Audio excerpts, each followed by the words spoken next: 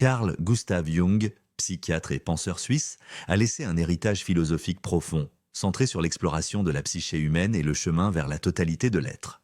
Ces concepts vont bien au-delà de la psychologie et touchent à la philosophie de l'existence. Voici quelques-unes de ces pensées et concepts clés. L'individuation et la totalité. L'individuation est peut-être le concept central de la pensée jungienne. C'est le processus psychologique d'évolution par lequel l'individu devient une entité psychique distincte et indivisible, une totalité. Il ne s'agit pas de devenir un être parfait, mais d'atteindre la plénitude en intégrant les aspects conscients et inconscients de soi. Citation.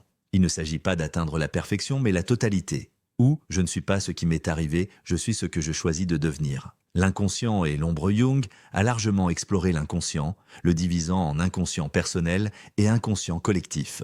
L'ombre, c'est la partie de la psyché que l'on refuse de reconnaître, tout ce que le moi conscient a exclu, désir, faiblesse, instinct. L'acceptation et l'intégration de l'ombre sont cruciales pour l'individuation. Citation sur l'ombre et le destin. Jusqu'à ce que vous rendiez l'inconscient conscient, il dirigera votre vie et vous appellerez cela le destin. Citation sur l'introspection, qui regarde à l'extérieur, rêve, qui regarde à l'intérieur, s'éveille. La lumière et l'obscurité Jung insistaient sur la nécessité d'embrasser la dualité de l'existence.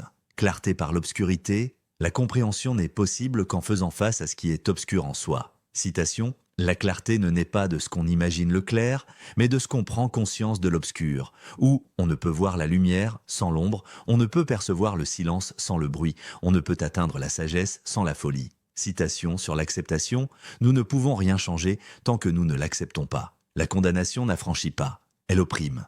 Les relations humaines et l'altérité, la façon dont nous percevons et interagissons avec les autres, est un miroir de notre propre psyché. Le miroir des autres, nos réactions les plus vives envers autrui sont souvent des indices sur notre propre inconscient. Citation, tout ce qui nous irrite chez les autres peut nous conduire à une compréhension de nous-mêmes.